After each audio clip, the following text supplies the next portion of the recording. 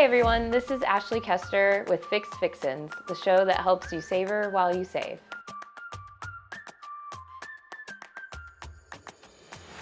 Today we're making skillet cornbread and chili, and these are the ingredients you'll need. We'll need eggs, butter, milk, sugar, baking powder, cornmeal and flour, and salt. And then for the chili, you'll need salt, garlic powder, ground cumin,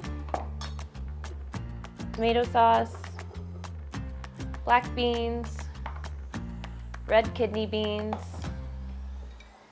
crushed tomatoes,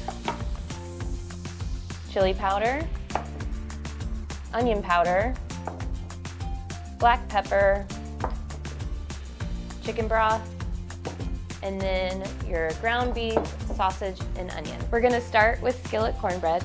What you want to do is preheat your oven to 400 degrees, and you wanna go ahead and put your cast iron skillet in there. So let's mix everything together. We will start with our butter and our sugar. So you need 3/4 cup of butter, 3/4 cup of sugar, and we're gonna stir that together really well. Once you have this blended, then you're gonna add your 3 eggs.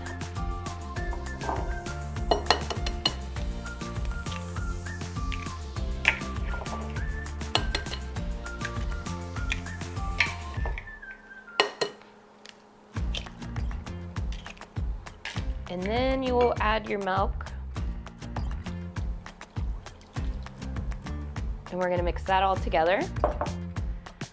A friend of mine told me about skillet cornbread a couple years ago, and I never have looked back. It's the only way I make my cornbread. It's my favorite because I love using my cast iron skillets.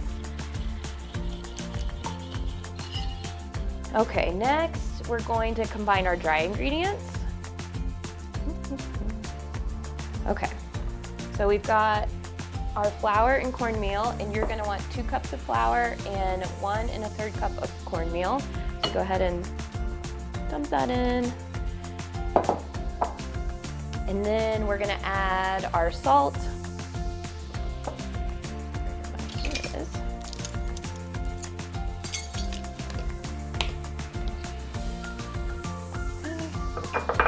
And then we need baking powder. So you'll need 4½ teaspoons of baking powder.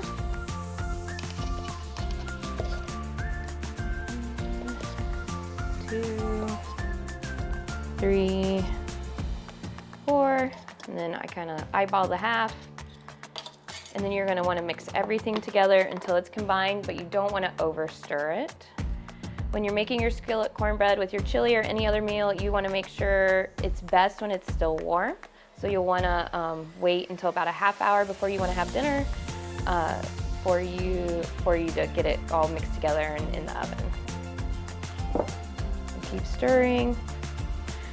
No flour pockets. Okay, I think we're about good here. Okay, so now you're going to set that aside for a minute. We're going to get our cast iron skillet out, and just remember it's going to be very hot, so oven mitts.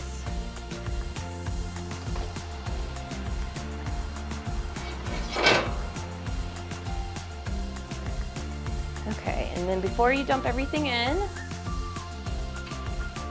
we're going to put some butter in it. You can hear that sizzle. Skillet's nice and hot. I usually grab a fork and kind of swirl it around. When you cook your cornbread in a skillet, when it's nice and hot, it makes the edges and the underside of the cornbread very crispy and so delicious. It's my favorite part. All right, about melted here. Now we're just gonna dump this in.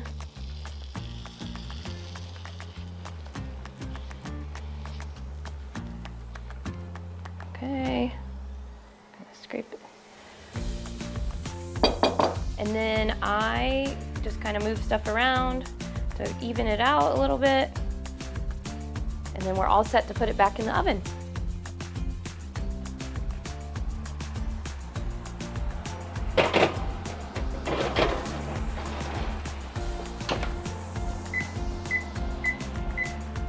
Okay, you just set your timer to 30 minutes, and as soon as it comes out, it's ready to serve, and it's really great with butter. Okay, so now we're gonna mix together our chili. I went ahead and cooked my ground beef, sausage, and onion, but you would brown that first. My recipe is for a slow cooker. I'm using my Instant Pot, but I'm using the slow cooker function in it, but you could do it on the stove, however, whatever's easiest for you. The reason why we like to do slow cooker is I start it in the morning, and then by the time everyone's home from school and it's dinner time, it's all ready to go, and it makes the house smell amazing. So we'll go ahead and dump in our ground beef and onion. And it was a pound of ground beef, a pound of sausage, and 1 onion.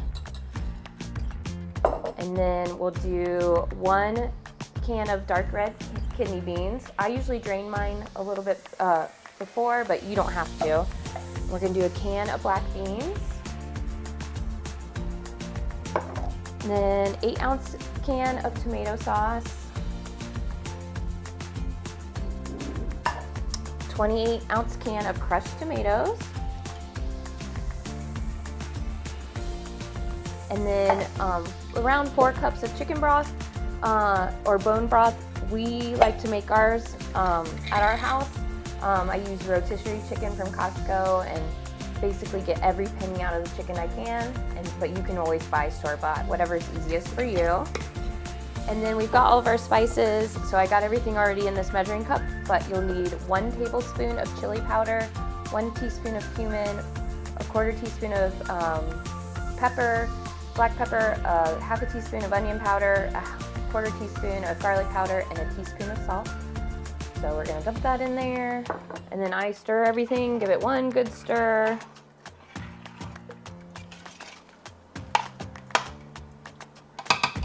Put the lid on it, and you just set it for slow cook, or in your slow cooker you just turn it on, and I usually put it on low because it's going to be quite a few hours, about 8 hours before we eat it, and then you're all set. Well, I'm going to cut up some avocado here while we wait for our cornbread to finish, and I was just going to share, there's 2 different kinds of beans in this chili, and I did not like beans growing up.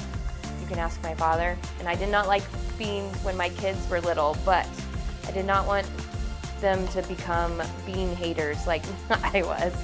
So I would still make things with beans, black beans, whatever kind of beans, and then I would just kind of share my beans. So one night we were eating dinner, and my children, who are much older now, but they're like, one of them was like, "What are you doing, Mommy?" And I'm like, "Oh, I'm just sharing my beans with our youngest, with Cecilia," and they're like, "Oh, okay, that's so nice." So I never told them that I did not like the beans. So that was good. So now we all like beans and we enjoy them a lot. The chili recipe that I used today is kind of a variation of a bunch of different recipes. I didn't really have like a set family recipe. I've just tried different ones over the years and just kind of made it my own. Chili can be anything that you want it to be. Sometimes I add leftover vegetables that are in the fridge, or instead of ground beef and sausage, I'll add some chicken, and if I'm trying to like cook up a bunch of leftovers, like I'll just literally throw just about anything in there. And then we like to put avocado on top, and sour cream and cheese, and sometimes bacon and onion, and so those are all really great things. So with chili, this one has quite a few ingredients, but it's very flexible. You can take out certain meats, put certain meats in. You can use leftovers. It freezes really well. We also sometimes use it later over rice or on baked potatoes. You can even use whatever chili you make for chili dogs. So it's a very flexible meal. There's our cornbread.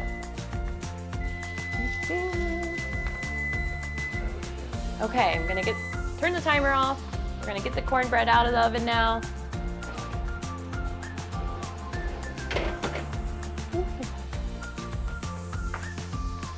It looks amazing. Look how, I'm so excited. Okay, so let's serve up our chili and our cornbread.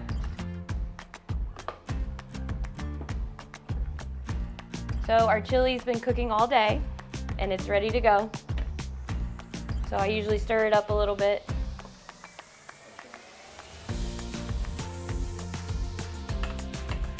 And then we've got our toppings. Our family loves to put cheese and avocado, and then some onions and sour cream. You can also add like tortilla chips, crackers, bacon. The toppings are endless. It's really, you can do whatever you want with it. So there's the chili. Looks so good. Now we'll cut. All of my family always wants these end pieces because of how crispy they are. So we cut, and it just came out of the oven, so it's super warm. It smells really good. There we go. You can slather butter on that. You can crumble it up and put it in your chili. You can really eat it however you want. The cornbread also stores well for a few days. We like to do scrambled eggs or over easy eggs in the morning with some of the leftover cornbread. Let's talk about the cost. The chili is 6 servings and the cornbread will serve a mess of people, and we were able to get it down to $2 per serving. Thanks for watching. We'll see you next time.